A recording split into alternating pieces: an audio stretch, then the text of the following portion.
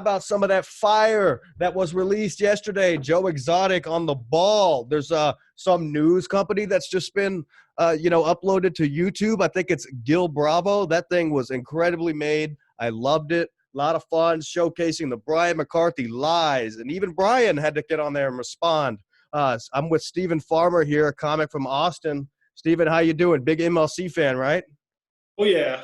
Way back. I'm like the only guy in Austin that listens to MLC, I think. See, doesn't it feel like that in Texas? Like even around here, I'm like, nobody knows about the whole world of podcasting. Not only MLC, but everything up there. Just go like, oh, you know who I listen to? And it's always like, some LA shit. It's like, yeah, exactly.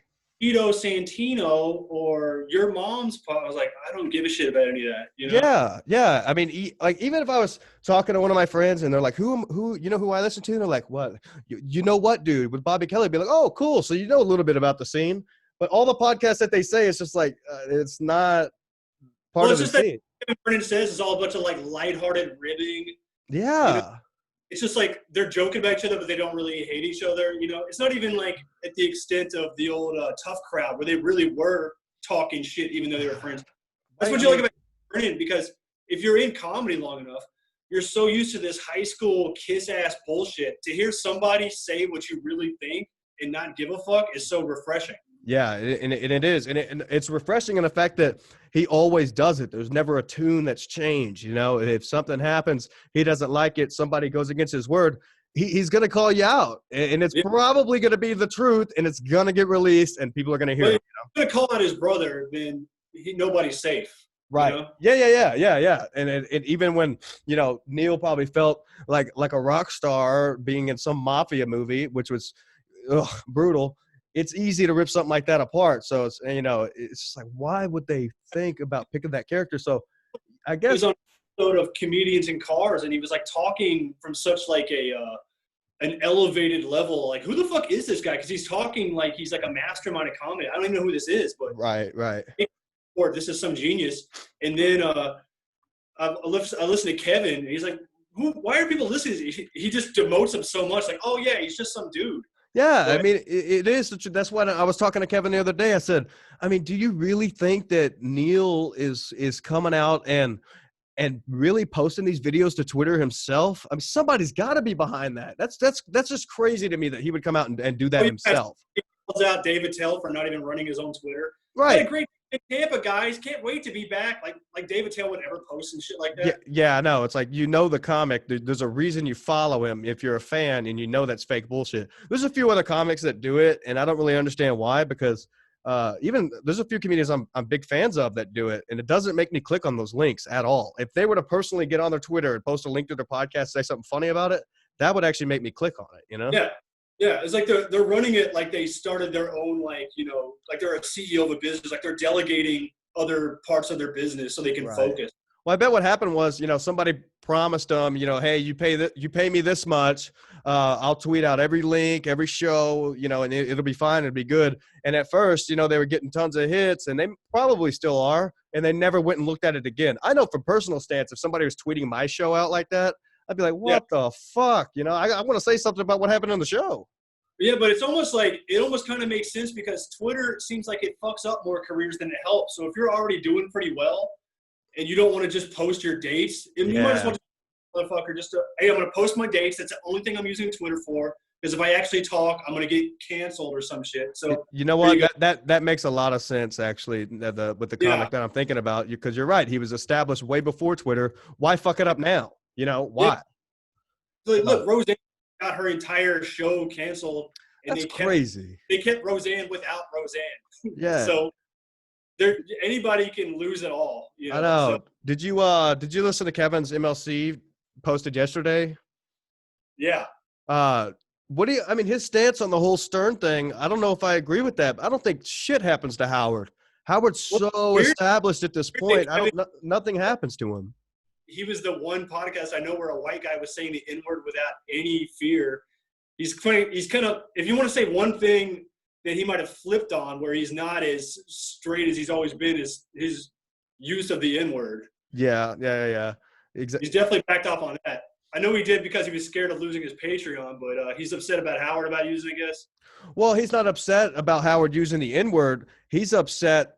He's not upset at all. He says that this could be the end for Howard. Like, this could hurt Howard. Now that somebody posted a clip of Howard in blackface saying the N-word like 5 times on a show, which any Howard fan knows that.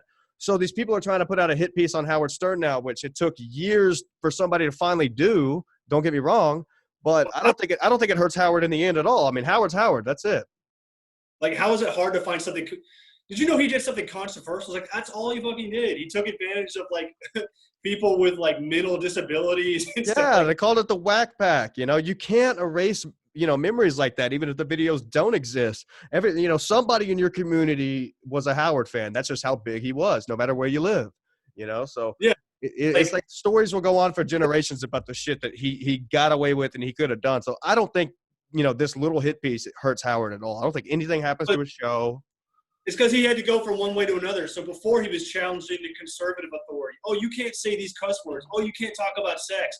Now you have to worry about coming from the left. We're like, hey, you can't say something about minorities and stuff like that. So okay, so yeah, that bothers me a bit because if he had such an influence back in the day, taking on the FCC, taking on corporate radio, that is conservatism.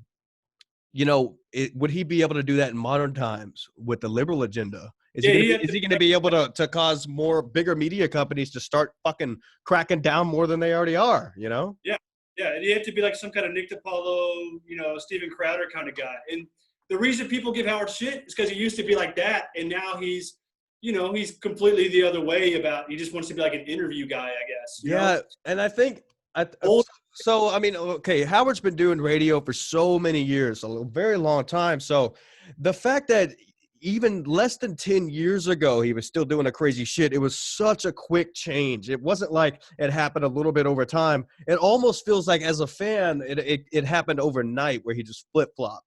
Here came America's Got Talent. Oh, shit, he's getting corporate. Oh, whoa, Jennifer Aniston's on a show.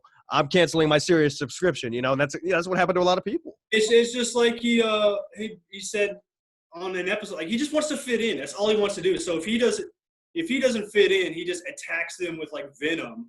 And now that he's actually like fitting in with these Hollywood celebrities, he doesn't want to fuck it up. Yeah, but I just feel bad for the fans, man, because they've been so supportive. Like, Howard fans are supportive, but at some point, you just got to get it up. I mean, I think it's sad when I'm scrolling through Twitter and I see, someone who's listened to Stern every day for 30 years, and they're like, I can't do it anymore. I can't do it. Yeah, that's why they got to switch over to Kevin Brennan.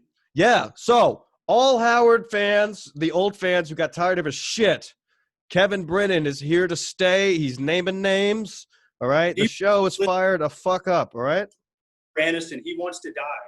Yes, yeah. Look, I mean, he's trashing his own brother. He's trashing co-host. He's got a loyal fan base, just like Howard used to have. This is the next big thing. Speaking of co-hosts, you say Brian McCarthy is the best co-host. Well, listen, this is the reason why, and I'll explain this. Okay, a lot of the fans are going to give me some shit. For me personally, when I would tune in to Burning Bridges or MLC when I was, bored of first getting into this comedy thing, I would always I had more fun paying attention to the type of insult and how fast Kevin was just to shut Brian down. And Brian would just sit there and take it. So that's why the fans started to hate Brian, is when he started backtracking or getting mad when Kevin said something like about the kids that one day. Granted, it's not nice to say something about the kids, but he had done it in the past. So why are you getting mad now? Yeah, but now it's hard to go back and listen to him because of that Brian. You know what? You're right. Like, those aren't the episodes I can go back and listen to, the ones that showcase Brian a lot, because of, I had him on my show and we exposed what a liar fraud he is. And he keeps bringing like sex all the time, like it's overly perfect, like he just turns everything into sexual stuff, right. And it's only made by Kevin shitting on him. Yeah, and so now when you go, so back then when listening to the show, it's hilarious that he would say stuff like that. But now going back and listening to the show, you're like, wow, a lot of things really were adding up in front of everybody's eyes, but nobody caught on. Like, Brian could be a fucking creep show, and I think Joe Exotic's going to get to the bottom of it. Yeah, no, it's like when you're watching the movie and then the twist comes, like, oh, I should have seen it coming. All the clues were there. Exactly. They were right there in front of everybody's face, but he was such a flim-flam man that nobody caught on fast They enough. make money from the Dos Equis. So they're like, how did he make money? But then he always says that he made the money off the porn, though. Yeah, yeah, softcore pay-per-view. Look, you could Yeah, probably make a lot of money off that, but I think pay-per-view stopped being a big thing when the fucking iPhone came out. What year was that? yeah. Like 07, 08? He made it back right at the cutoff. Yeah, Like, people got to remember that was over 10 years ago. You know, in these modern times with so much technology and shit coming out every day, it's hard to remember what 10 years ago was actually a pretty long time. So what has he been doing? How has he made money since? You so know? what I'm saying is, could people even investigate to see even if the softcore porn thing even happened? Could that That's even what. Okay, so after Brian responded, everybody go look at Dislabeled on YouTube, Joe Exotic's channel.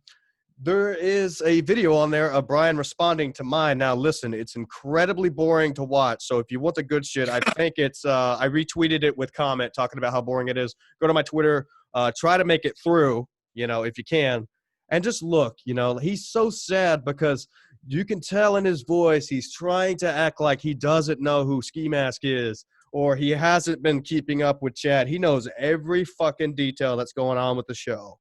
He thinks he's doing himself a favor by telling his 4 fans, the 4 people that listen to his show, that not to mention my name.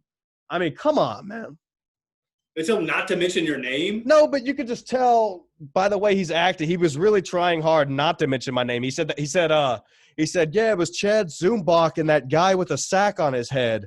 And then Adam corrected him and said ski mask. And Brian was like, yeah, the ski mask guy. It's like, Brian, you did my show a month ago. You know who the fuck I am. It's got way more views than anything you've been on, sir.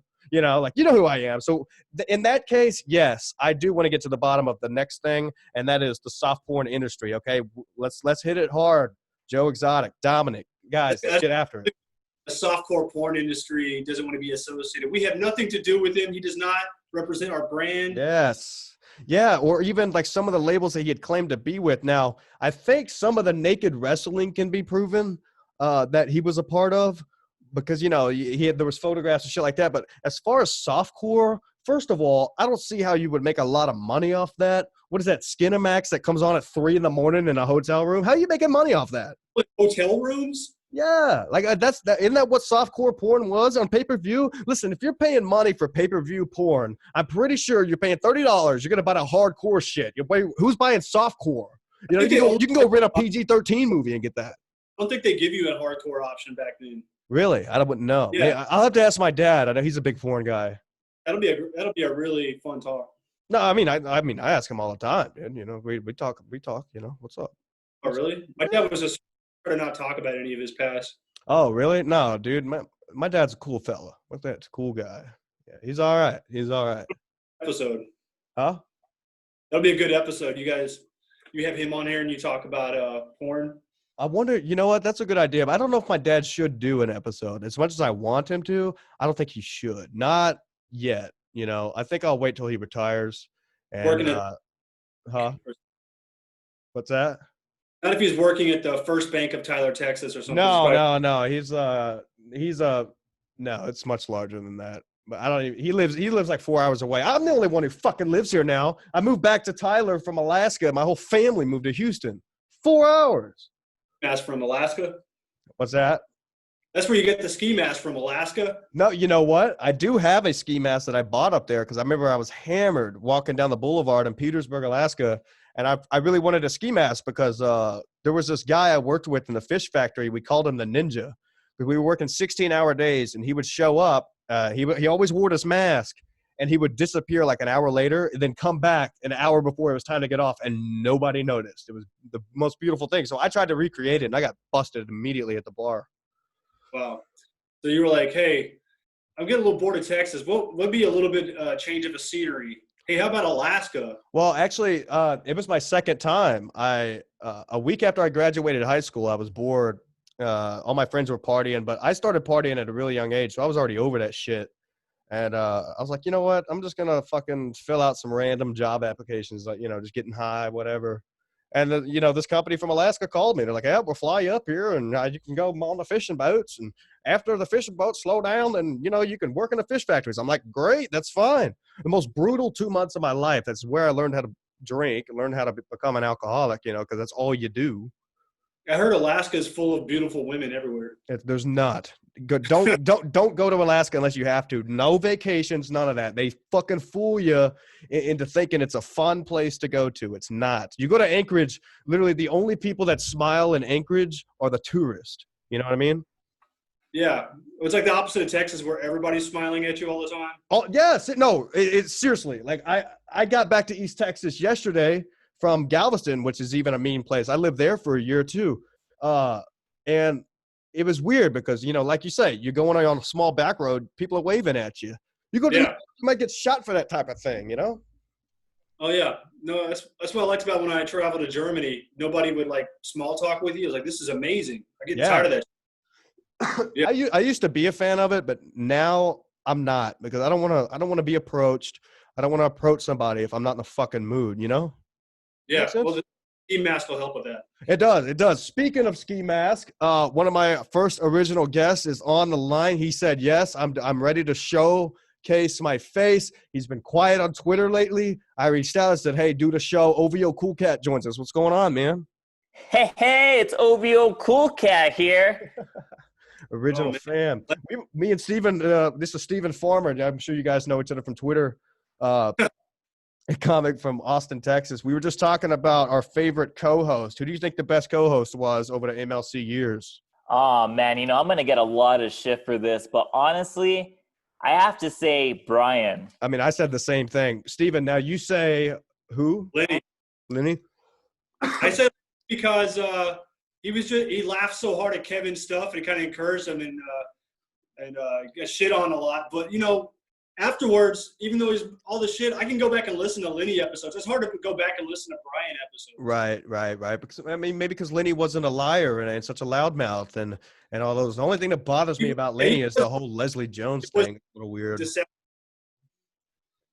The thing about Lenny was this. The thing about Lenny was he was good because he was able to get good guests for the show.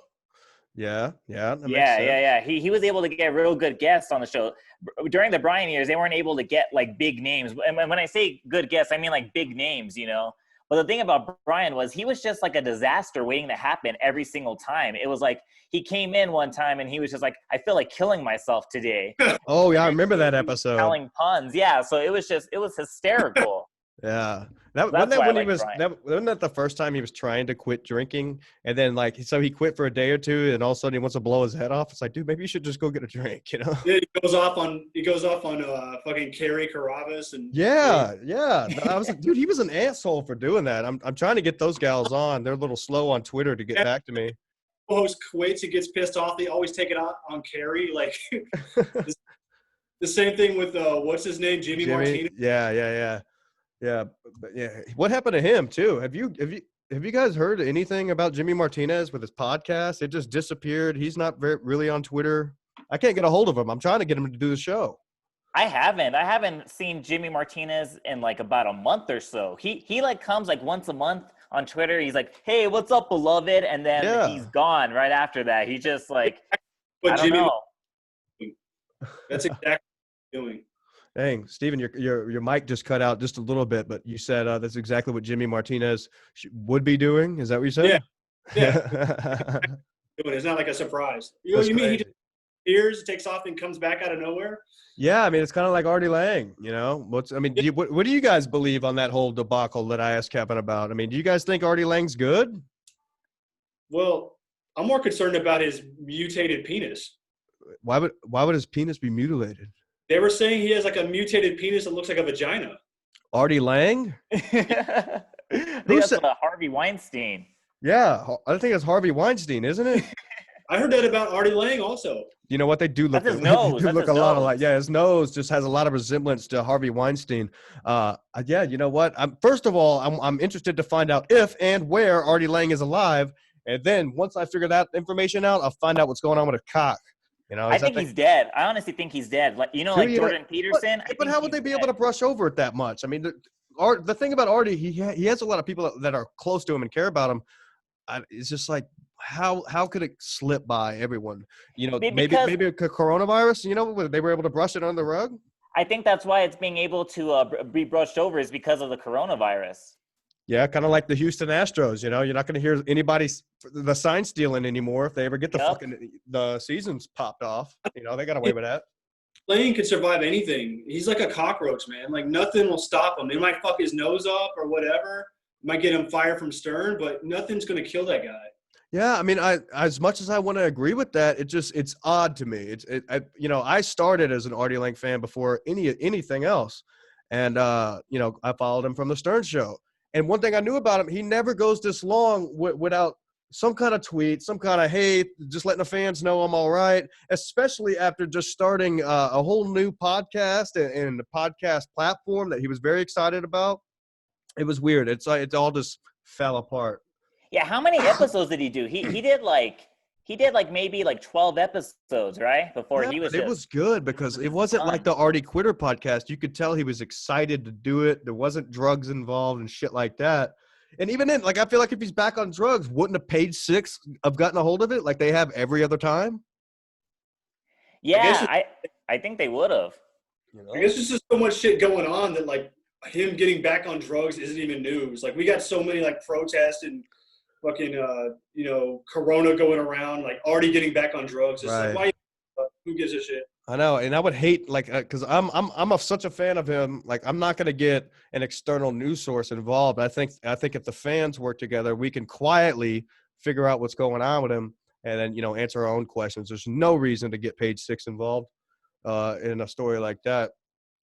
Maybe we'll send in information about Brian McCarthy lies. OVO, we were just talking about how we're going to get to the bottom of him not actually doing soft porn. What do you think about that? I think he actually did that, and here's why. Again, I'm not really defending him, but I don't. Maybe he didn't. It's very possible, but he does have one IMDb credit for that. Is it for soft porn or was it for the wrestling? Yeah, it's for the soft porn that he directed. Yeah, so okay. And it's on that page, but it's the only one because I think he really only directed one softcore porn. He makes it sound like there was a bunch. He said there was this guy. He made it sound like it's a career. Yeah. Could he have made money to have just off a couple of softcore porn Yeah, and you got to think, like I said earlier, that's how many years ago? Where's this money come since then? Because we done figured out he's not getting Dos Equis royalties. Could he be getting, pay-per-view porn royalties still? I doubt it because they, the makers of softcore porn on pay-per-view had to have known back then that technology is going to further and this will eventually phase out. Nobody's going to be buying this crap. Yeah, I mean, porn, there was probably a lot of money in it back in the day when he was doing it. Because there's no money in it now. You're basically just doing it for the fun of it. But still, it's not enough to be set for life from it. And pay-per-view, girl-on-girl wrestling is even worse. Yeah, I don't know. Only one each time, so it's impossible. I think his wife supports him. That's what the conclusion I'm trying to get to. But I mean, because honestly, Steven, you could probably attest to this. I don't know one single guy personally that would sit down and watch naked girl wrestling. It's just odd. It's just an odd thing to watch, right? It's almost like you'd have to have a fetish for it, Yeah, but like I said, I don't know anybody. So who's really paying for that? Yeah, I don't know, man. It's it must be some people just they don't know you can just actually get porn. It's people who get softcore porn are oh, this is the only thing the hotel sells, so I'll take it. It's you know what? Yeah, I mean, because you're right. You're right. There is guys out there, like I said. Yeah. I know a guy personally that only watches the DVDs. He'll go to the store just to get the DVDs. He's got a whole stack of them. I'm like, what are you? What? Because if you ever look for porn, there's always that oiled down wrestling orgy. So some people might just like that kind of shit. Yeah, I don't know. I think the whole thing's weird with Brian. What are some? Can you, off the top of your head, can you think of any other lies that we could get down to the bottom of? But the thing is, if you're saying his wife supports him, what is she getting out of it? If she's with a blind guy that has no money and is an alcoholic and is always going to strip clubs, what would she be getting out of it if it wasn't the fact that he actually had the money? So You I know? wonder. So okay. So I wonder if they somehow have a joint royalty where both their names are on it, and if they were to get divorced, they both lose the cash. You know, maybe something happened back in the day with that. Joe Exotic. Hint, hint. You know. That could be very possible. The thing, there's maybe only one other thing that may be a lie. Is have you ever heard his meeting Will Ferrell story? No. Oh, Oh, okay. He told a story one time about meeting Will Ferrell and how he would show up to the Saturday Night Live after parties, and that's where he met him because I guess he would sell coke over there. But that now thinking about it, that might be true. But the thing about it is the way he had that connection was he was friends with that guy that sexually harassed Kesha that is doing like music. Yeah. Producing Yeah. music for like Doja Cat now and all this stuff. So maybe that's a lie. Maybe he really wasn't friends with him. Maybe he just like they came from the same area and maybe he said, "Oh, this would be a good thing to make up." Because that's another thing. Like Kevin says, there's no way of actually proving it. So you make up a lie and then you make up a lie that's unprovable. See, I disagree. I think there's always a way to prove the lie. We found that out recently. I really do. he has that story of how he almost fingered like Janine Garofalo or something. Oh my Yeah, God. that's a good story. Yeah, that's forgot what big news. episode that was So yeah, I mean, I got a little bit of a show going. Maybe I'll reach out to Janine Garofalo and we'll see what's going on with that. That'd be a weird phone call. She'll come on with her clipboard. She only Yeah. does comedy off reading a clipboard. Oh boy, how crazy. All right, let's see. I wanted to get into this a little bit because it blows my fucking mind. You guys see, Jeremy Piven is charging $15,000 for 10 minutes of a Zoom call with him. Who is paying that? Chad Zumbach. Oh, Chad. Well, Chad actually on Twitter, he said, "Can I do 8 minutes for 14,000?" Oh man, fucking Chad, man. That's another thing. Chad, he said last week, or not last week. He said the last time, or no, it was like actually like 3 times ago because he's done this show like a billion. He has nothing better to do. He said that we're young and that we have nothing going on in our lives right now. Well, here's the thing about Chad. You know what Chad was doing at the age of 23? What's he was that? just graduating. He was just graduating. Oh, like High college? school. Oh No, shit. from high school. Yeah. Well, wow, dude. OVO Cool Cat coming on with that fire. Chad. Wow. What's going on with him and Chrissy Mayer? Like, Yeah, I'm doing her. Oh, yeah. I'm doing her show tomorrow, so I hope everything is still cool with us. But what's that? She seems cool. I don't know what he's got against her. No, she's very cool. I think the whole thing is he was on my show last Friday, and he said something in the moment, that could have been put off as funny. I mean, Chrissy even responded on Twitter, said, "Wow, thanks, Chad." And what he said, what we were talking about compound media and what shows should go, what shows should stay, what they need to do with the next step after we revealed Keith the Cop is out and E-Rock's taken over. He said, "Yeah, they should just get rid of Chrissy Mayer's show, even though I want to fuck her." And he said it, like in the heat of the moment, right? So then she responded on Twitter. Some of the fans got after it. And then Chad started responding in a more mean, demeaning way, even taking on people such as Mike Figs. He took on who else was it that he was taking on the Twitter? I think that was about just. No, it all was those Chrissy Mayer and Frank. Frank Pinot Grigio. Yeah, that guy's cool. I like that guy. He's always nice. Like, that's one guy on Twitter who's always like real cool. And so he was taking him on. I'm like, "Chad, what are you doing, man? Like, relax. It's just something you said on a show." Chad tries to do like Kevin. He tries to like troll like Kevin. I know, but you don't ever see Kevin trolling on Twitter. He got 1 foot in and 1 foot out because he actually wants to still make it, whereas Kevin doesn't give a fuck. Yeah. So then backpedal, or he'll like kind of do it, and then he's too mean and he's not as funny as Kevin. Kevin could be super mean while being even funnier. Yeah, but you notice with Kevin, he doesn't come out and do direct insults on Twitter. He'll do it on the show because it makes more sense. Everybody who has a podcast in the Comedy Zone knows that sometimes when you're on a show in front of a microphone, you may say something you don't mean. And even if you do, it's 10 times as fucking funny as when you write it out because there's no tone, There's no, action behind just writing something on the Twitter. So that's what, it'll make Chad come off a little worse. And then once people start responding to that, calling Chad an asshole, he's going to continue it on. And, we've seen this happen in the past with some of his Twitter interactions. Patton Oswald. Yeah. I think, did Chad block Chrissy Chad blocked Chrissy, didn't he? Chad blocked Chrissy. Yeah, that's what happened. Yeah. Right. Yeah. So, I mean, that's the whole thing is Chad had the first direct insult on Twitter, I think. Yeah. And then ended up blocking. So it's like, dude. Plus, you never block. Like Kevin even says, like, blocking. Yeah, you can't just block. And that's what I mean, though. But he took her on. So, he said whatever on the podcast. Chrissy came back on Twitter, said, wow, Chad, really? You could have made anything funny out of that. That could go either way.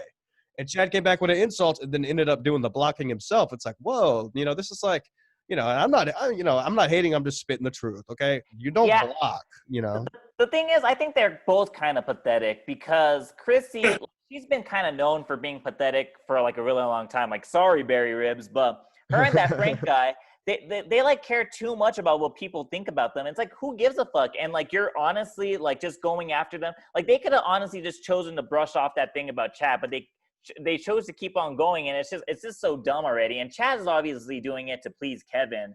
Well, yeah, maybe so, but also guys are dumb. Well, it could be the fact that Chrissy knew that it would garnish traction from the fans because we have gained a lot of traction with any kind of drama that breaks out. So why not keep up with it? And if you notice in their tweets, they're kind of just rolling the wave. They're going along with it. They're not coming out and directly insulting and stuff. They're just saying, they're saying like funny one-liners and shit. And then Chad came back at Mike Figs after one, and he said, he called him a waiter. I think it was. It was kind of funny, but he could have made it. I don't know.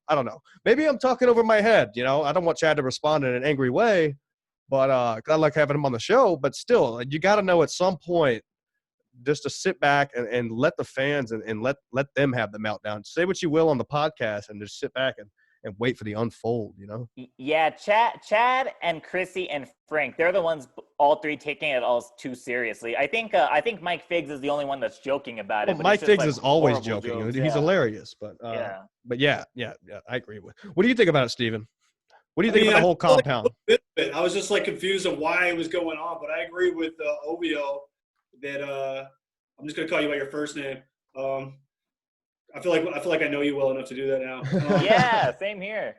Yeah, that I think they're all taking it too serious, but it's like fucking pro wrestling. It's just like, oh, if this is getting attention, we'll keep feuding or whatever. So whatever. Yeah. They're in a winning position. If you look at all the people commenting, she's like, oh, why won't we just keep commenting? Everybody's gonna keep agreeing with us and kick his ass. So. Right. Yeah, it's just I don't know. Meltdowns and all that stuff are funny until I don't know. I'm always a fan of the Twitter drama. I really am. But when people start responding with just direct insults and shit like that, it's like, whoa, just sit back a minute and think about that tweet before you send it, because there's a lot more people that are going to send that they see it than you think. And trust me, the kind of fans that radio and always has out there, they're going to be quick to screenshot and save it just in case the story really gets deep. They have the fucking evidence. You can't cover it up. Why delete it? It's going to be out there. And exactly. If you delete it, bitch, so at least double down, Right. I think they delete it because they don't want to be banned. That's the only reason why. But I love it. I honestly love it when people like go directly after each other. I think there's a way you have to do it, though. You have to make it seem like it doesn't bother you. Like Chad and Chrissy and Frank Pinot Grigio or whatever, they make it seem like it's bothering them. Right. But if you do it in a way that's like Kevin's the main example of it. When he actually goes after people, he doesn't make it seem like it's bothering him, and he just goes straight to the point, and there's a funny joke out of it. It's like the perfect mixture. Exactly. He hits it head on. He doesn't bounce around it. Talk about something that happened at the beginning or the end. He's going to include it in one punch, and he's going to make it short and sweet. And normally after that, he'll say the most perfect statement. And when someone else responds to it, don't expect another response from Kevin, because he's already said all that he needs to say. Right. Yeah, I don't get all these people that talk so much shit, then they lose it when you get tough. But it's like he said all the time, like, you do comedy, I do comedy. It's like, we know those comedians They talk so much shit, but they lose their fucking mind if anybody says anything, or if Oh they yeah, just yeah.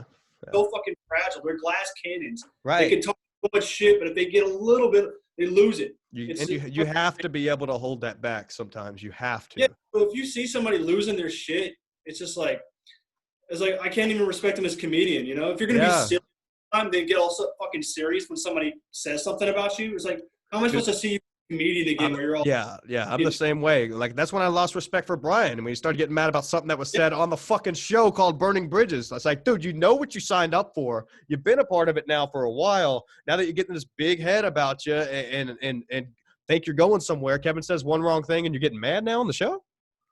Yeah, well that was when he was getting off the drinking and all that. But what I don't like is Chad. Like Chad, you can't say shit to Chad because like the Brody thing. Remember with the Brody thing, how we got? It's like you called into a comedy show and you fucking ruined the vibe of the whole thing when you called in to talk about the Brody thing. Like, yeah, you could talk about it, but you're not even gonna allow one joke. Like, I thought you guys were comedians. I thought I know what you're talking about. Yeah. Maybe in an instance like that or a situation like that, it's best to keep quiet for a little while. Let it blow over. Let all the emotion get out of the way, and then call in to talk about it. You know, because one thing that I know is true. Like OVO said, if you're calling into a radio show, comedy-wise, and they got a fan base, the fans don't want to hear it. And when they do, they're going to be making jokes too. So, like, you're just setting yourself up to hear what you don't want to hear. I'm going to call into a show called Misery Loves Company, and I'm going to get a little too sentimental. Yeah, it was so dumb. So dumb. Crazy out here. All right. Shit. What else did we say here? OVO, did you see Brian's response to the Dos Equis drama?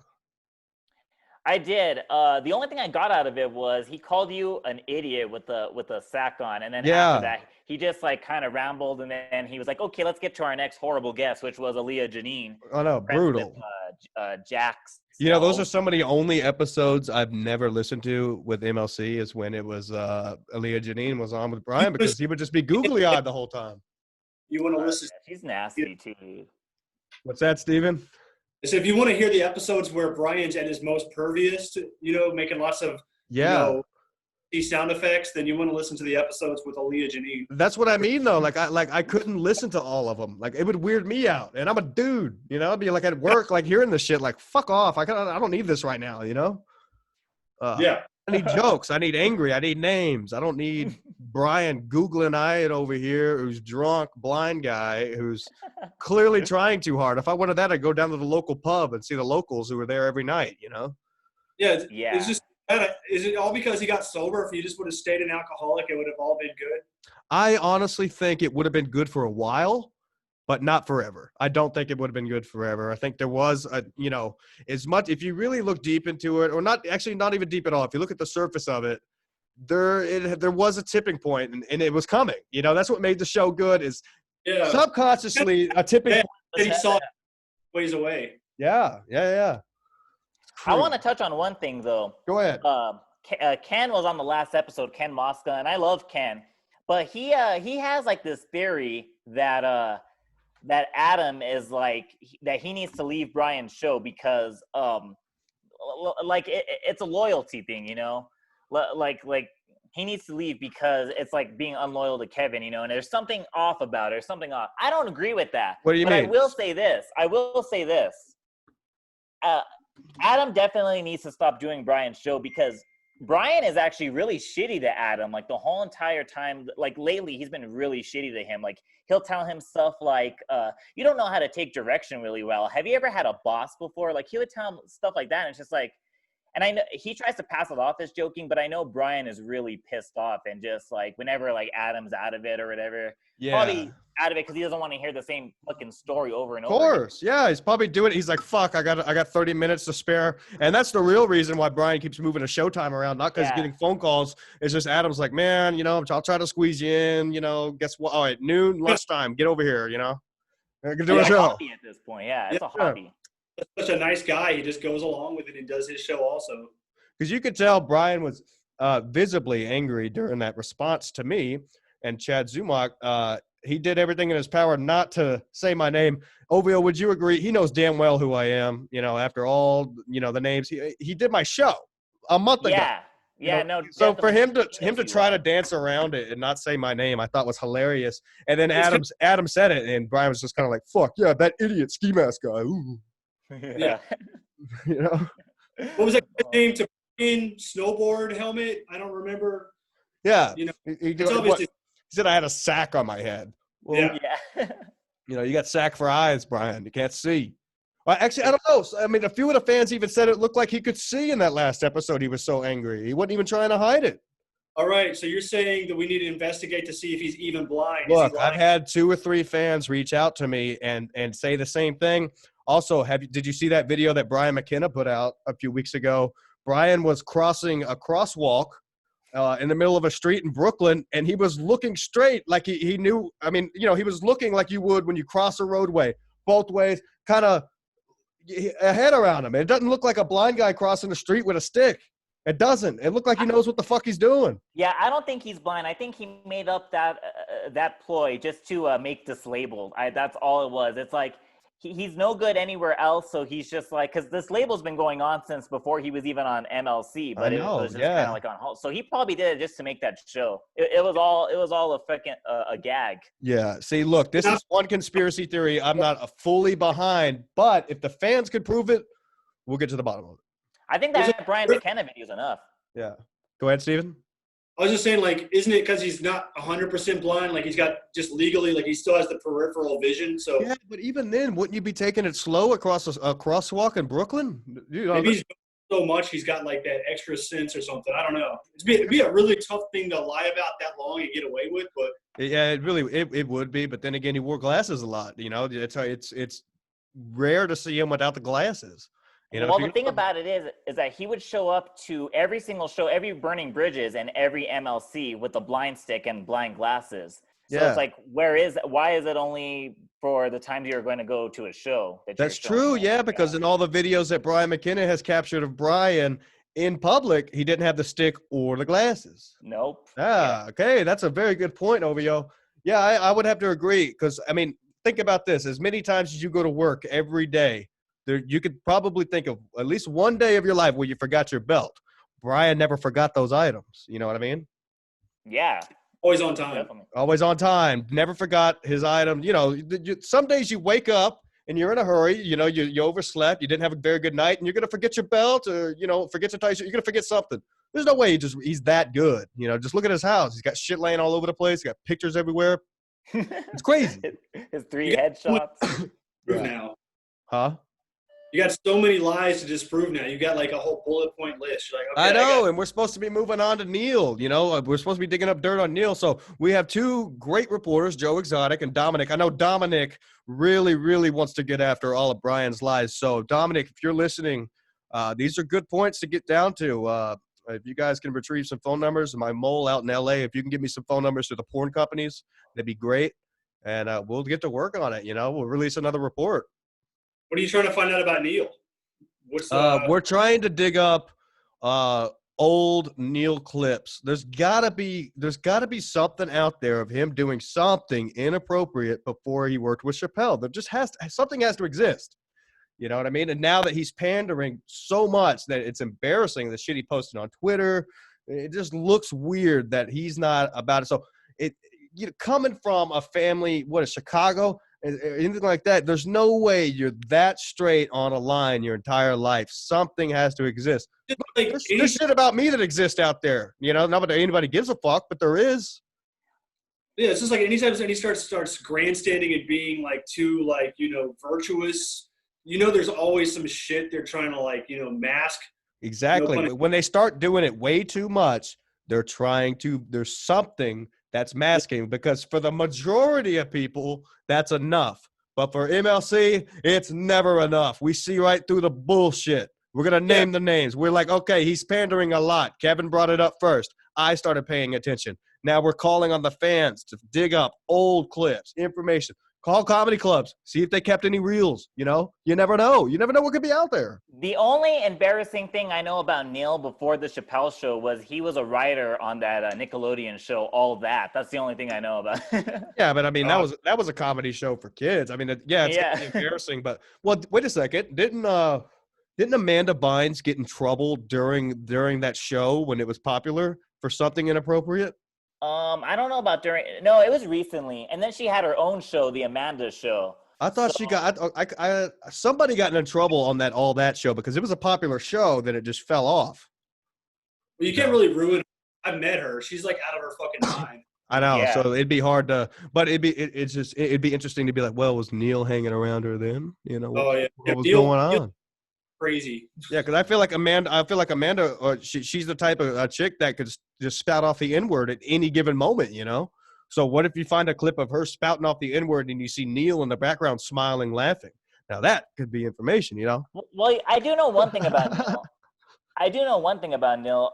Donnell Rawlings, who was on the Chappelle show, he said that Neil was running everything. Like he was the executive producer, so he would run everything, and like he would.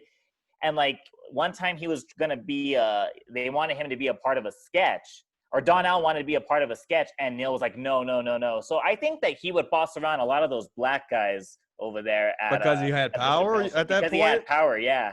So that's the only thing. So I bet you there's a few cast members maybe you could find from the Chappelle show. Yeah, but that's also a very weird angle because they could be doing it out of anger, so they would have to have full-fledged proof that he did something. Yeah, it would have to be someone, and that's the thing. There's no one. I mean, Patrice was on there, I think, once. Yeah, He's I mean, dead come on. now. So Yeah. yeah. So He'd call it like I see it. You know, if he saw Neil tweeting out the way he's doing now, I'm pretty sure Patrice would tear that apart immediately. Yeah, well, I mean, we just love to hear Patrice's opinion on everything going on right I now. know. It would just like sometimes you just miss that. I even go back and watch the old Fox News clips, you know, when he says things like Yeah. that. Yeah. So I'm just like, even with my friends, none of them really know about comedy and the scene and the history. So I'll pop that shit on my TV every now and then. Just be like, check this out. This is what it was like before, you know, you get thrown off of YouTube for saying the wrong word. Yeah, back in the old days. Yeah, exactly. That's a long list of enemies. You got to bring up stuff about Neil. You got stuff about Brian. Maybe Gary Goldman, since he's made a whole. Yeah. But then again, with the Gary Goldman thing, there's also I got to be a little careful on that subject because he's a popular comedian. But I'm not saying if the fans were to send me definitive proof of something, I would have no choice but to read it. But as far as me just lashing out and attacking, I don't think I'm ready, or I don't think I want to do that until I cover up the Neil and the whole thing with. Yeah, he's doing the best he's done in his career. He's got too many fans. Like they come down on you too hard right now. You don't. Yeah, exactly. And a lot of the people that I eventually want to have on my show do shows like, you know what, dude, and we know what a supporter Bobby Kelly is of Gary Goldman and stuff. Now, look, is he an asshole for attacking Kevin? Absolutely. Is he a piece of shit? Yeah. He's got me blocked on Twitter. He's got all of Kevin's people blocked on Twitter. But why get into that when I got so much more to get into, But like I said, if the fans send me some reports, I'll have to get to the bottom of it. I don't have a choice. That's what my show is. We're naming names. Shit. A lot going on, boy. yeah, dude. A lot going on. Steve, how's it down there in Austin right now, man? People freaking out. I know it's mini California. I was down on 6th Street a few years ago and I got in a little trouble. Yeah. So every time I've ever heard about anybody coming down 6th Street, it always ends with a random person ran up to him and punched him in the face.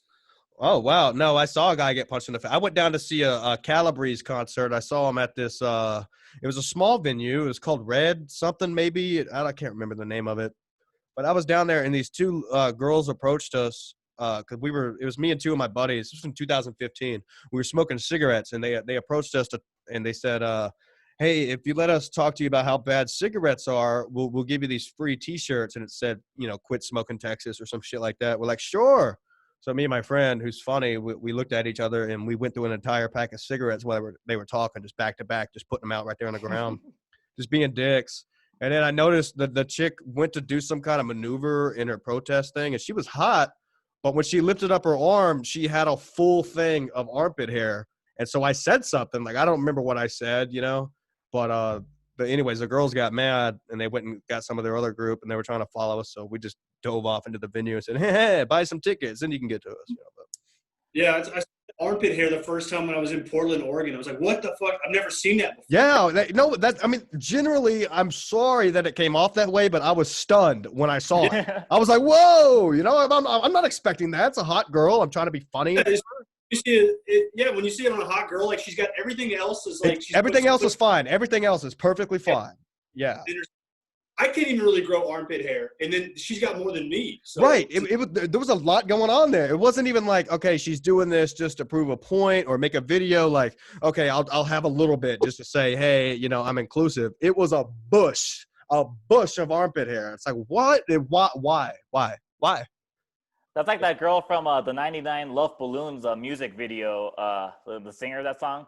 She fucking, she's playing the guitar or something, and she lifts up her arms, and she has, like, armpit hair. That was the first time I saw it. I'm like, what the fuck? I never noticed it, I guess, because I never had enough time to sit down and watch the video for that. Oh, no, I used to come on all the time on pop-up video. Hey, what do you call it? Austin. Isn't there some comedian in Austin that wants to fight all of Kevin and his fans? No, he's not. He calls himself a comedian. I don't think he's a comic at all. No. Or a Twitter comedian. Or he's not a comedian. He's Twitter guy. On Twitter, yeah. Yeah. But have you seen this, Steven? All the fans, yeah. What's his name? Let me find it. He's Pyromaniac or something. Yeah, Pyro. All that.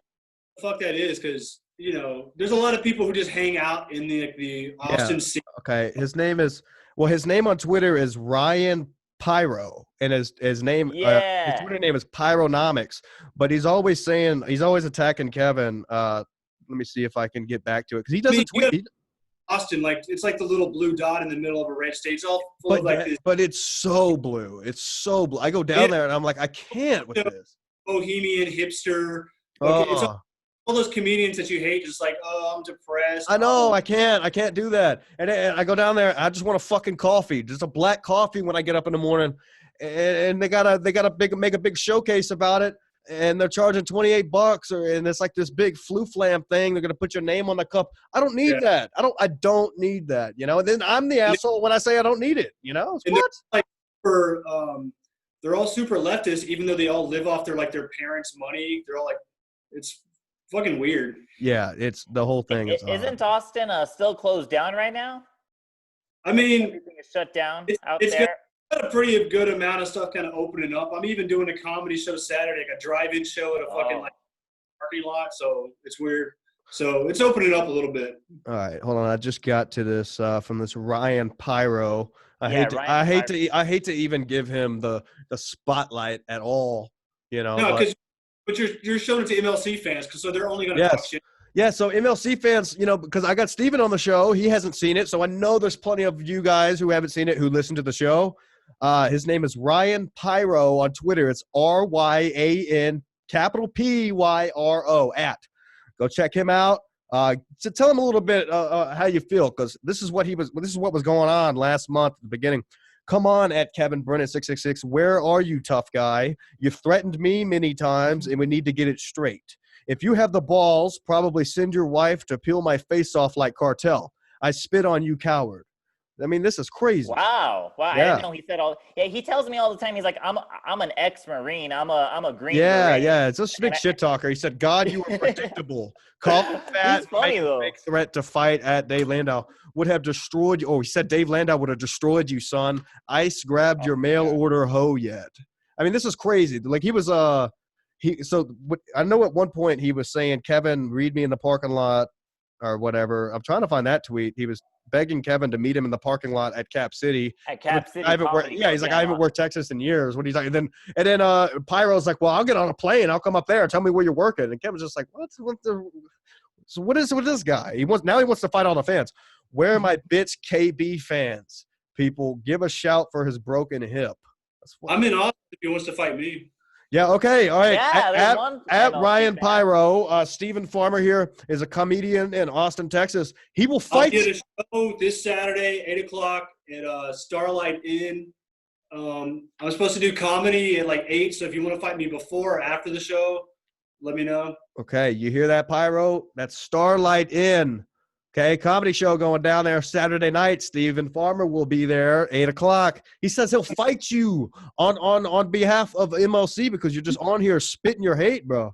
Has Kevin Brennan 666 fans not had enough of my attention? You keep chirping. Do you need a father figure to show you what an actual man is about? Like, I don't even know why I'm reading his tweets still. This guy's a fucking loser. Yeah, I'm the only one that responds to him, I think, and it's just always. And then he tells me that he's a Navy SEAL beret or something like that, and it just goes back and forth. It was pretty funny last time though. I told him the only Green Beret you are is when you were in the Girl Scouts. That's all I said. Yeah. He liked it and he followed me after that.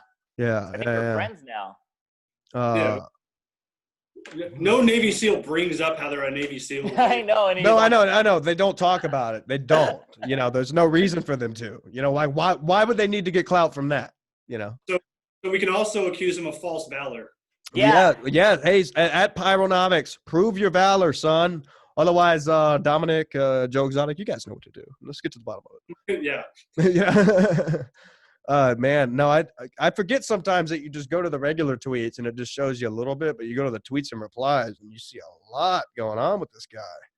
Wow. But who cares? He's a loser. So, like I said, hey, Steven Farmer, if he shows up and he's huge and it looks like he can kick your ass, call me. I'll bring some goons down there. I'm about 4 hours away. We'll bring a militia. Yeah. I'm okay. I'm 6'2", 190, and I did Krav Maga for 4 years. So. Oh, well, yes. You're doing all right. You're doing a lot better than me. Yeah. I was going to do the Yeah. Krav Maga thing, but I just felt weird, going into what do they call it? A dojo. You got to take off your shoes and do all this like bowing and stuff. I don't know. I just got a weird vibe, so I turned around and walked out. They don't make us bow at all. It's just a lot of kicking in the balls when you first start. Oh, is that Taekwondo I'm thinking about then? The whole the whole like bow down to your teacher thing. I'm like, dude, I'm fine. I'm good. You guys are gonna be able to get on Joe Rogan with all that Taekwondo and jiu-jitsu talk. I mean, look, dude, I can't even listen to Joe Rogan's show at this point. So I mean, oh my god, listening to Joe Rogan, like I couldn't handle it. It was just a lot of like, dude, a fucking bear can fuck you up. It's like Animal Planet for the first 45 minutes. Well, I just can't do it because first off, you got to get through the fucking ads. Wow, that's just a headache in itself. AdamandEve.com. Yes. On it. Look. Yeah. Y'all listen to me. If you guys are hitting it hard at the gym this week, okay? Onnit.com. They'll be sending you protein. Joe Rogan is on steroids. 100%. Yeah. He's got steroid face. He's already bald. He looks older than he is. Are we taking on Rogies right now? Because it is self-proclaimed that Ski Mask Collective will be bigger than Rogan eventually. Joe Rogan's so big that he can only go down. He can't. He's almost like much further can he go? I know exactly. But where's he go from here? Have to start going down again, but. Yeah, because I remember a few months back somebody tried to take on Rogies because he said something and they released a hit piece. And they quickly got fizzled out, just like the Howard thing will. For you people who think Howard's going down, Howard's not going anywhere. Well, it's just like Stone Cold Steve Austin beat his wife and went to jail, but he hasn't got hit by it yet. I know. He's got now every time he wants to do a new game show or any kind of show and yell at people, he gets one on cable TV. Yeah, so. Crazy. But, yeah, Rogan's like, it's like he's always talking about this shit. I'm like, dude, you're on so much testosterone. But he brings it up, I think, that he's on testosterone. Yeah. But, I know he brings it up, but like I can't get through all that. Like it's too much. Like you say, Steven, you're right. There's still talking about animals. It's too much man talk. Like, listen, I know I'm a guy. Okay, like if I go out in the woods and shit, I'm gonna dress appropriately and do my thing. Whatever. I don't gotta fucking talk about it the whole episode. Be funny. Aren't you a comic? You have your friends who aren't in the comedy scene. That's the podcast they listen to. They're all about Joe Rogan. I have every one of my look. Let me tell you, Steven, you're so right about that because I talk to my friends like, oh, I heard you've been doing a show. I'm like, yeah, it's a comedy thing, whatever. Like, yeah, I listen to a lot of Rogan, man. I'm just like, come on, I can't have a conversation with somebody like that. Everybody's got their appeal. Joe Rogan's appeal pretty much is for all these guys who never had a real father figure, and then. So much of the industry is so much catered to so much like kind of soft, like don't offend liberal. So they like having like kind of a guy with a little bit of testosterone, and most guys don't have a dad or older brother. Yeah. So or you know what too. This you're opening up my mind tonight. Okay, a lot of people my age, OVO, you can attest to this, are very very insecure people because of the way they grew up. Like I was explaining earlier.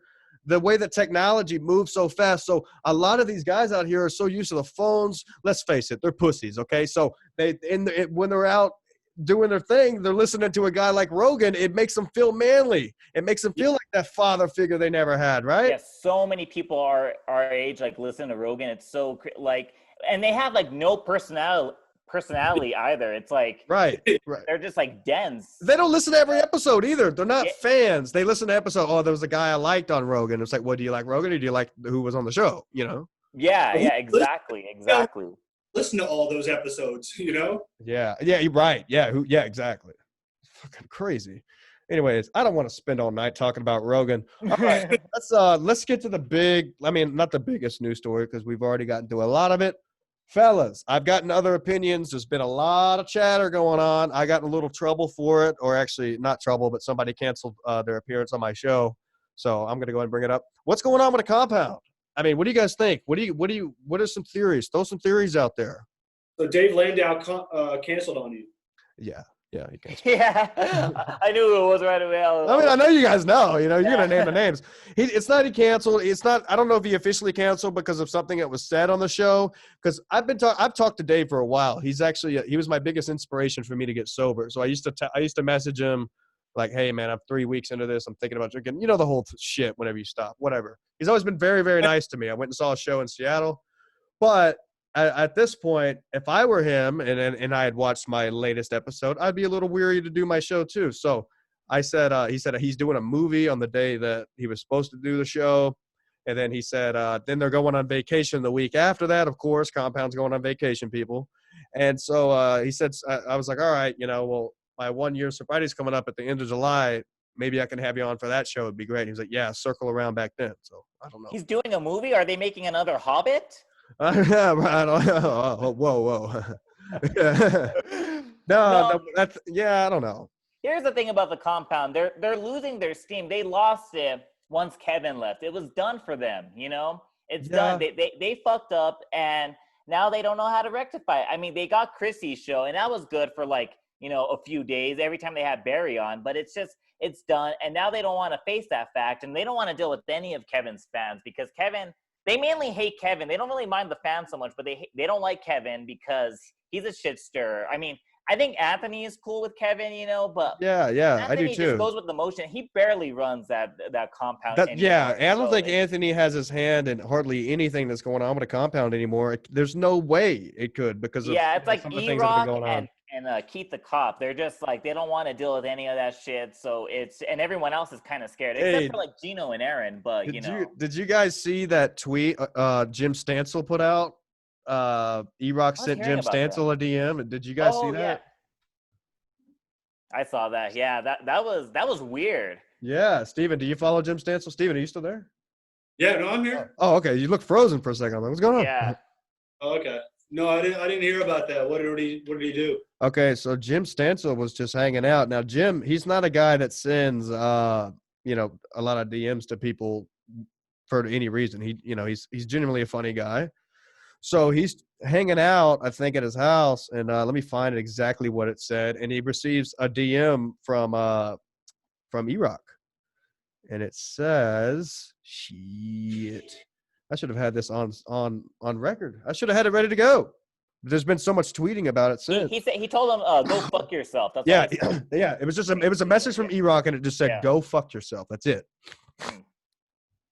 Oh wait, hold on. I got this. I got a Chad Zumach at Comic Mike Figs. He said, "Go wait on some tables, server."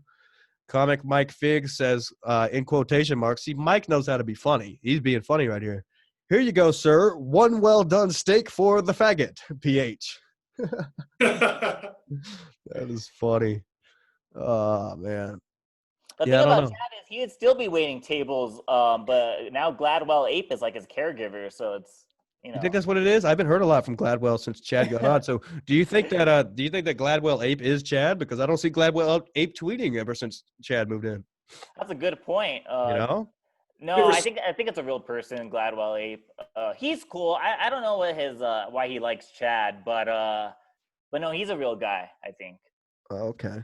Wait a second. There's another gate breaking here. What do you guys think about the whole Jax thing? You know, coming out and she lives with her parents. She was bragging about how much money she made stripping. And then when people called her out about that, she was angry that people had tested all of her skills to only stripping and that she's not actually a funny comedian. She went after everybody, threatened to dox, Joe Exotic, Kevin Brennan, all those people, and then subsequently blocked everybody. She had blocked me immediately because I think she knew I was going to get to the bottom of it. But did you guys see this piece?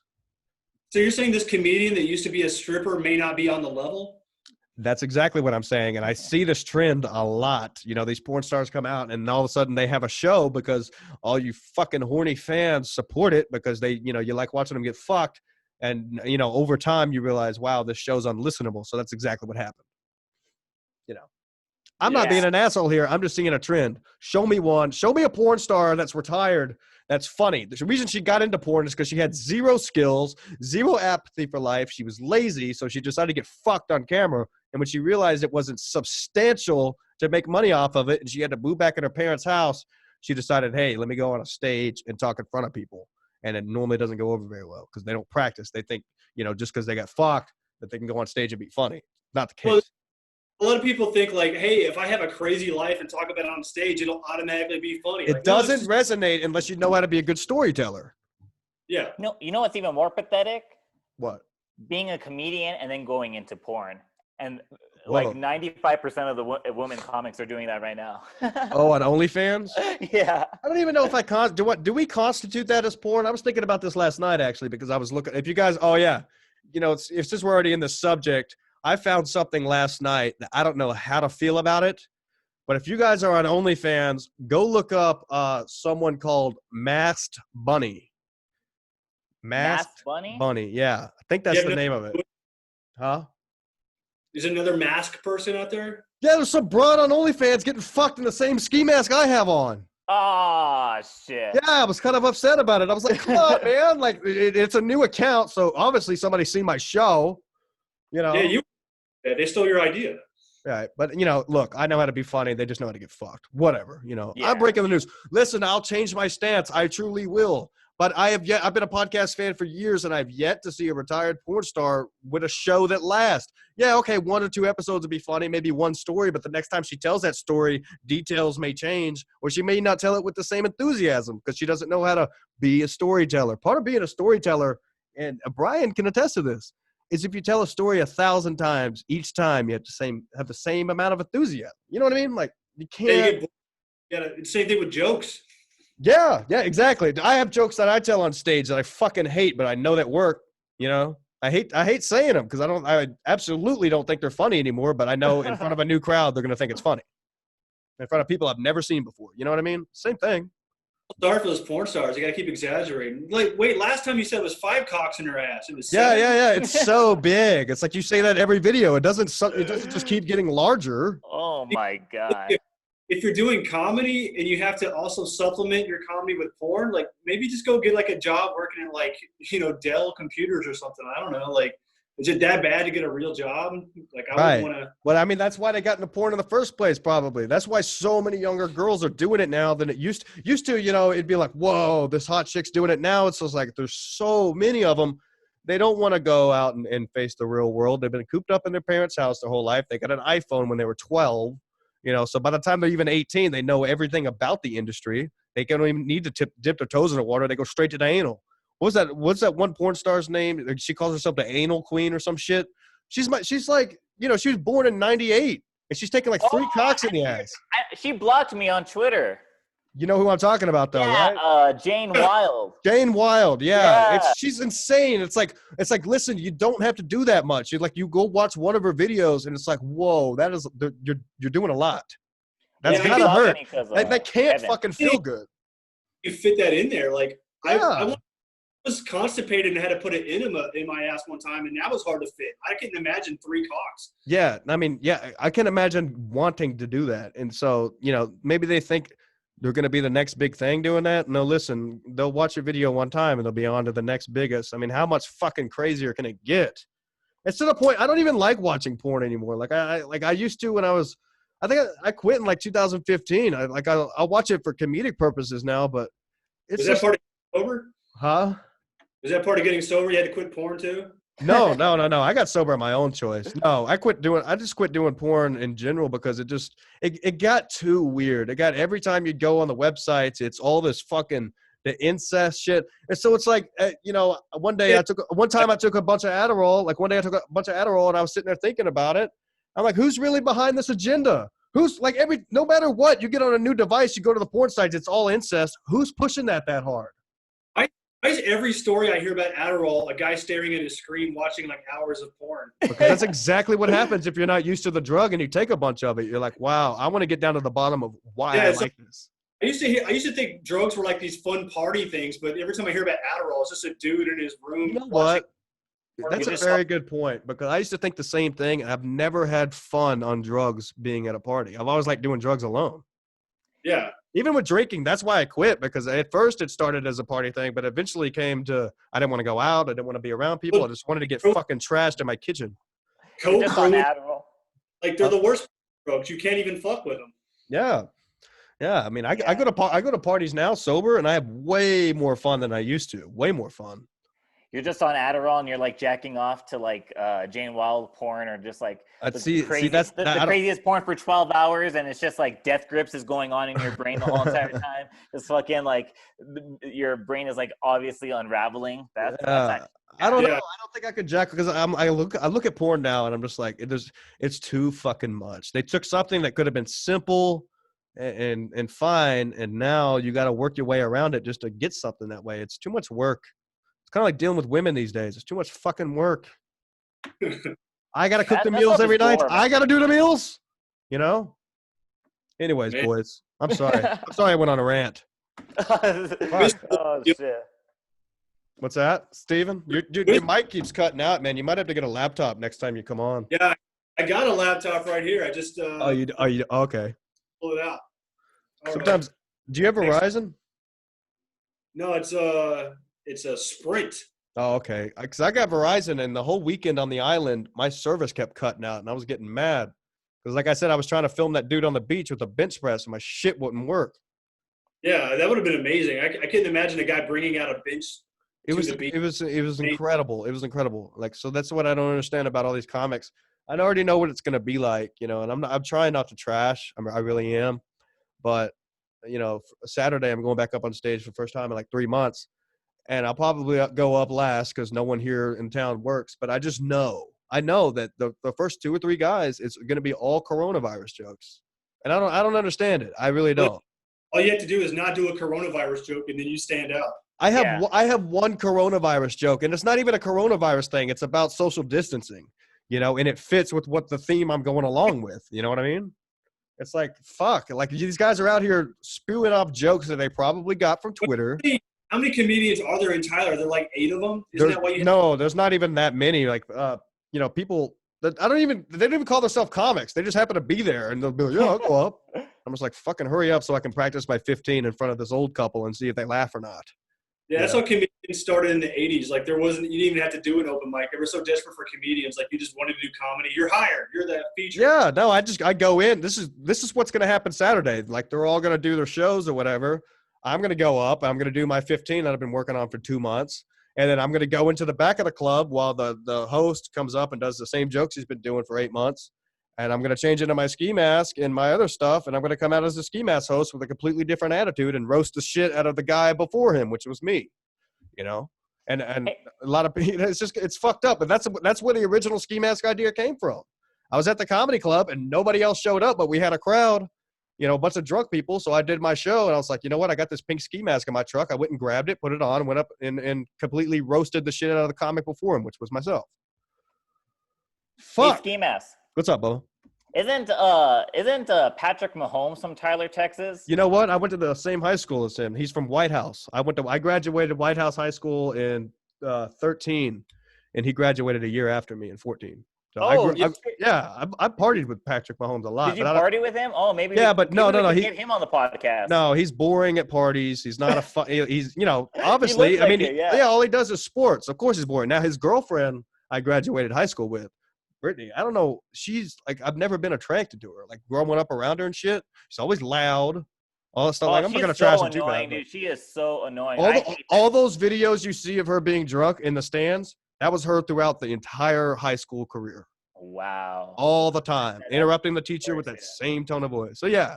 I actually am really, really mad that the Chiefs won this year. That was probably the worst thing that happened in 2020, to be honest. Yeah, I mean, I was going Such for an annoying team. well, wait, hold on a second. Who did they play in the Super Bowl? The 49ers. They played the San Yeah, Francisco. so it's been a 49ers, crazy year. Now, I was pulling for the Titans because the quarterback for the Titans, Ryan, I wanted to see the look on people's faces when he got out of Miami and was able to win a Super Bowl with the Titans like that. I would have been like, fuck Oh, yeah. yeah, the coach said he was going to cut off his balls, huh? I don't know. Did that happen? Yeah. I think he said, I'll cut off my balls if we win the Super Bowl. Then they lost the next game. It was Why? Okay, so you hear about all these throwing games for money and shit. Why did these motherfuckers in Vegas not throw the game for the simple fact that everybody wanted to see this man cut his balls off? I know. That's what everyone was saying, but it didn't happen. I forgot who they lost to, but I just know I was following it kind of, a little bit closely this year, until everything hit. And yeah, that was one of the things I remembered besides the Chiefs. So if you're from Tyler, Texas, do you know the guy who owns the gym I work at's from Tyler, Texas? You know Brady Parker? Brady Parker. It sounds familiar. How old is he? He probably graduated in 2008. Yeah, let me look him up on this thing here and see if he's got any This is mutual friends. For the 2008. Hey, you know this. Oh, here he is. Yeah, he was the first person on my list. Oh, he's from White House. Okay. Damn, he hasn't posted in a long time. No, he's not a social media guy. Yeah. No, he's friends with a bunch of my sister's friends, and because my sister's about his age too. Yeah. All right. Okay. Yeah, okay. I see what Jim and everything. All right, cool. Damn, so many great people come from Texas. No one comes from fucking Albuquerque. Like, no one, it's just, all we're known for is Breaking Bad, and that's it. And you're also from The Simpsons, where they would talk shit about Albuquerque. Yeah. And the Looney Tunes. That's about it. Looney Tunes. Yeah. How about that Oh, my place? God. So embarrassing. Got a desert with a city in it. And I was like, I'd love to go there. The only time I went to New Mexico was when I went skiing up in Red River back in 2012. And that was such a fiasco. I had the worst day ever. It was horrible. I talked about it a little bit on the last podcast, but I didn't get into it, I don't know if we should. How long have we been going? Like an hour? I don't even know. My friend is always going up to Red River, though. So for like an hour and a half. We started at 8, didn't we? Shit. Maybe we should wrap this one up. I'd love to have you back, Steven. You're a great guest. OVO, you're finally showing your face. The fans will love it. The fans have been asking about you. You've been awfully quiet on the Twitter lately, and just like Artie Klein. Artie Klein's been quiet. Artie, I meant to say I appreciate you giving Travis a shout-out for that zinger today. I wasn't sure if anybody heard that. Not a lot of people watching the last episode. I get it. We didn't have any guests. I get it. I get it. You don't want to just sit and watch the ski mask talking shit on a beach. Why would you want to do that? That's like the original stuff I used to do, and that didn't get any views. I don't know what I was thinking. It was pretty good. Nah, it was good. I put a lot of work into it. I liked it. You'll get the views. You'll get at least have you and me on it. So that'll be up to 2 comedians. I could bring a few more with me also. Yeah, that'll be fun. So now you're doing a show Saturday at the Starlight, right? Starlight Inn. It's a drive-in show. I got a really funny guy. He's been on live at Gotham on Access TV, Dan Crow. He's a really funny comedian. I do a lot of shows with him. He'll be on it also. So nice.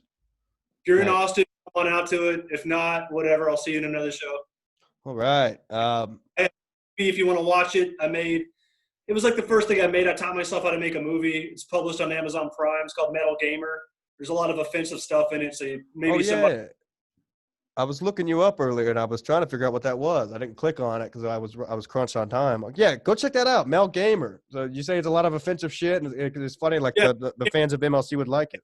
Guitarist, is a massage therapist, and finds himself deep in the world of competitive fighting games. I like it. I don't know why. I've always liked massage therapist jokes because I used to go to a spa too. Jeffrey Epstein. No, not those spas. These girls were of age. Yeah. Not that craziness going on. All right. Anything else you guys want to say before we wrap this episode? What is this now? 23 or 22 out? This is 23, right? Yeah. Glad you guys checked in. I got Tony Mazzuro coming up Thursday. Created. What's that, Steven? constant content constantly being created, right? Constant content constantly being released. I mean, that's what we're about here. And for the fans messaging me that it's a pain in the what is it starting to become a pain in the ass releasing constant content? No, dude, I was on my way to Galveston 5 hours from here. I stopped in Houston to do a show with Kevin, released it.